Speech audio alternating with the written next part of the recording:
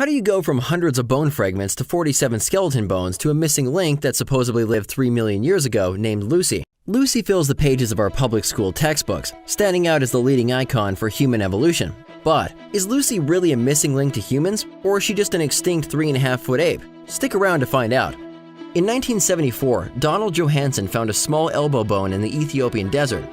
Looking around, he found several other bones that looked like they could be from the same creature. He later returned to uncover hundreds of bone fragments scattered along a hillside. Later, his team pieced together the hundreds of fragments into 47 skeletal bones. They believed that the creature was an adult female that weighed 55 pounds and stood 3.5 feet tall, not anywhere close to a human. But after gluing these hundreds of bone pieces into 47 parts and creating models of what they think the creature looked like, evolutionists came up with some surprisingly human-like creatures. Wow, how do you go from this to these? And they didn't even find any hands or feet with Lucy, and they certainly didn't find any eye whites, a feature that only humans have and not apes. I wonder if they did this to make her look more human-like. In school textbooks across the country, Lucy is represented as a clear ape-to-human transition, walking upright, holding babies, and gazing intelligently as she walks. This teaching sows seeds of doubts in the minds of Christian students, leading them to believe that the biblical creation account is based on far-fetched fantasies. But is this really true? Is Lucy really our early human ancestor? Well, let's take a look at the evidence from head to toe. Starting with Lucy's skull, we really don't have much to go on. As leading paleontologist Dr. Leakey said, Lucy's skull was so incomplete that most of it was imagination made of plaster of Paris, thus making it impossible to draw any firm conclusion about what species she belonged to. When Lucy's actual skull bones are put together and the empty parts are filled in with what they imagine her skull looked like, she looks surprisingly similar to a modern bonobo. While we only have a few broken skull bones from Lucy, other skulls of Lucy's kind show that their spines entered into their skulls at an angle, just about like chimps, showing that she likely walked on all fours and not on two legs like humans. Next, we have the inner ears. Dr. Spoor, professor of evolutionary anthropology, has extensively studied the inner ears of various apes and humans. After studying Australopithecines, he revealed that the balancing system in their ears were the same as modern apes, enabling them to live in trees. Next, we have this vertebrae that was believed to be part of Lucy for over 40 years. Recently, scientists learned that it was actually from an extinct relative of the baboon. When Johanson first discovered Lucy's pelvis, he reported it was badly crushed with distortion and cracking. His team believed that it had been broken apart and then fused together during later fossilization, which caused it to be in an anatomically impossible position and to flare out like a chimp's pelvis. Their solution to this? Use a buzzsaw to cut it apart and piece it back together. After this pelvis reconstruction, they noted it was a tricky job, but after taking out the kink of the pelvis, it all fit together perfectly, like a three-dimensional jigsaw puzzle. As a result, the angle of the hip looks nothing like a chimp's, but a lot like ours. Even evolutionists in the famous Human Evolution Journal have problems with this reconstruction, stating, "We think that the reconstruction overestimates the width of this pelvis area, creating a very human-like sacral plane." Since 1995, evolutionists have been battling out Lucy's gender, with some even suggesting that male names like Brucey or Lucifer would better fit the fossil. Now we have Lucy's wrist. When looking at a cast of Lucy's bones, experts at George Washington University revealed that her wrist was stiff like a chimpanzee's. This enabled Lucy's wrist to lock in place for knuckle walking, just like most apes today. Another study noted, measurements of the shape of wrist bones showed that Lucy's type were knuckle walkers, similar to gorillas. Even the fingers of Lucy's kind have been shown to be curved and ape-like, best suited for swinging in trees. Next, we have Lucy's short little legs. Bill Jungers at the Stony Brook Institute in New York argued that Lucy's legs were too short in relation to her arms for her species to have achieved a fully modern adaptation to bipedalism. In other words, she wasn't built for walking. Other researchers have concluded the same thing. While a knee joint was not even found with Lucy, a different knee that was found 1 year earlier had been used to try to prove that Lucy walked upright.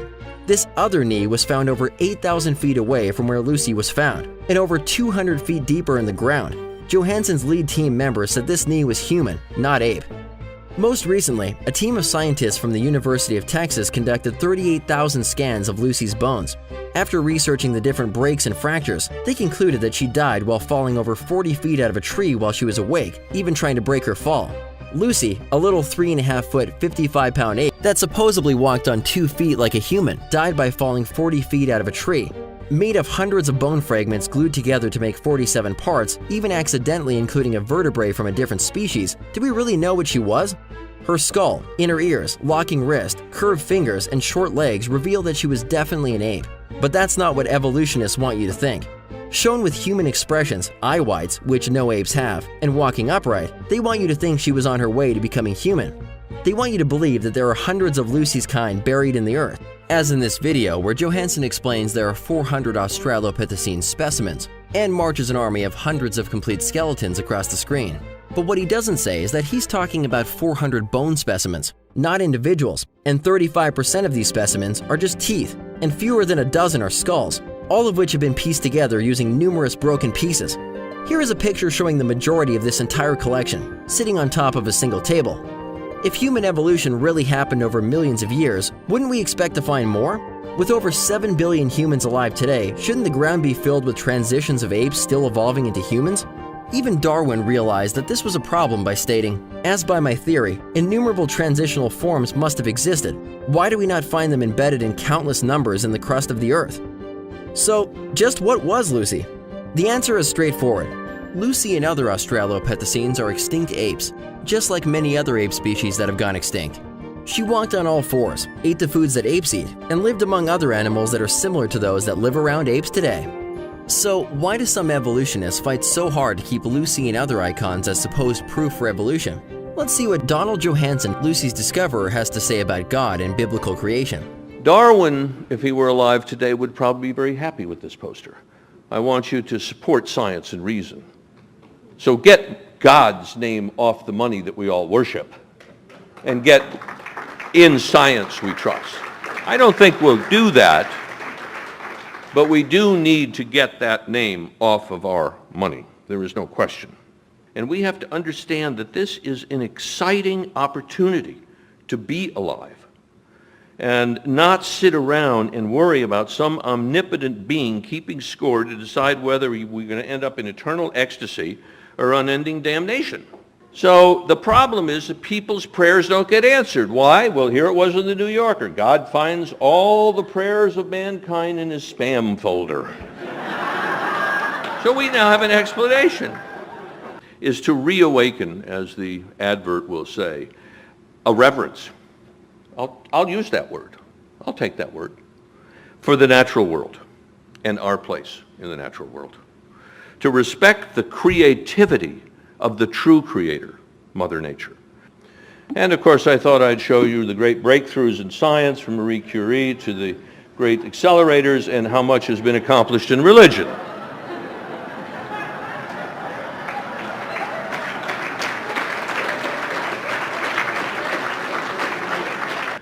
Well, if you go to the Creation Museum, there she is. She's a four-legged walking quadrupedal knuckle walker because of Dr. Ham. I don't know what he got his doctorate in, but it may have been one of those things you get at Sears. But there ain't no way that Lucy was walking on her knuckles, on four legs. So a child goes in and sees this and is impressed by it. Kind of makes you think, doesn't it? The truth is, God created land animals on the sixth day of creation, right before he created man to rule over them. We were created in the image of God, and not in the image of apes, out of the dust of the earth, and given the dominion charge to rule over all of God's creation. That's why we put apes in the zoo, and not the other way around. Humans are vastly different than apes in so many ways, many of which were made plain in this video. Our brains, however, stand out as the biggest distinction, being nearly 3 times larger than they should be based on our lineup with similarly sized apes. Our brains are also wired completely differently than apes in so many ways. Humans were wired by God with the intellect to rule the earth, just as we were commanded. We sing, worship, have ceremonies, pray, educate ourselves, and do so many other things that reflect the fact that we are spiritual beings and not animals.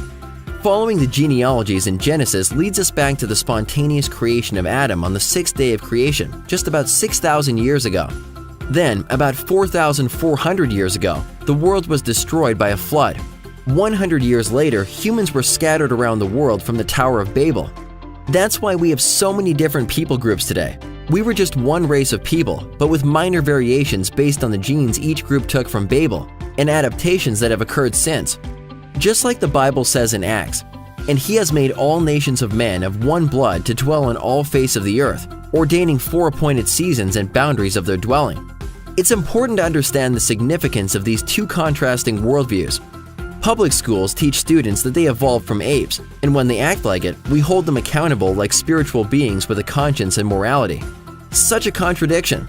The biblical account makes much more sense, that we are a special creation of God, created in His image to rule over the earth and to know and love God and our fellow man. Kinda makes you think, doesn't it? See more on this topic and others at debunkevolution.com.